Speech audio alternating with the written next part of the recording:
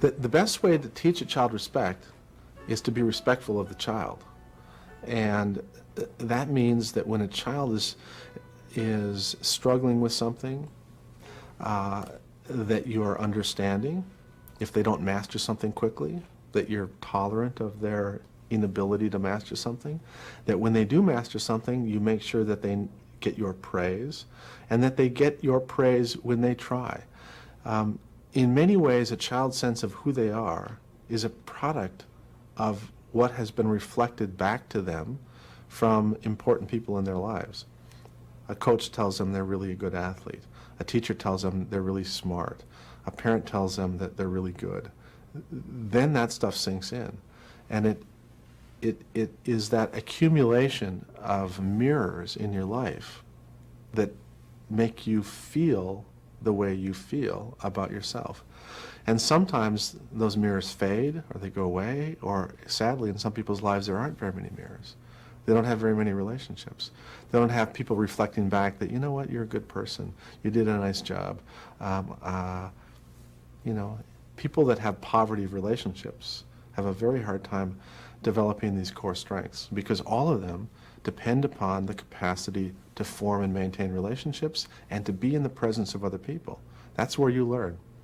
That's where you learn respect. That's where you learn tolerance. That's where you learn how to be aware. That's where you learn how to self-regulate. That's how you learn how to do all of these things.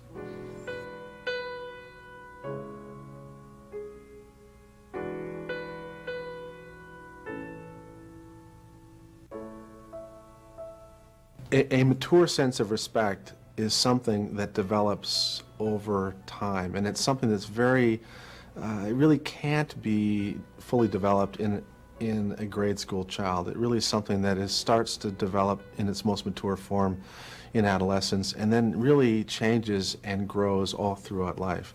And it's the ability, really, to take someone and the attributes of that person that are very different from things that you're familiar with, things that you might initially have been afraid of or intolerant of, where you come to tolerate them, and then because of this maturity you develop in awareness that we're all part of a community, and that it's great for our community to have people who are different.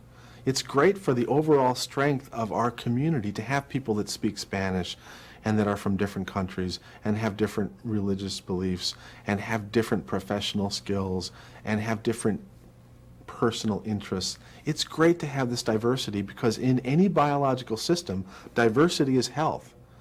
Any ecosystem that is narrow and homogeneous in its strengths is vulnerable to any kind of change in the world. And our world is rapidly changing. So the healthiest communities are diverse communities.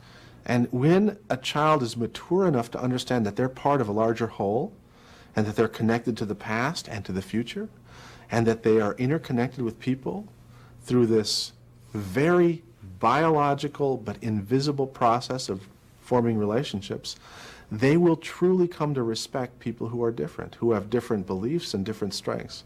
And that's ultimately going to lead to a very, very humane child, adolescent, and adult.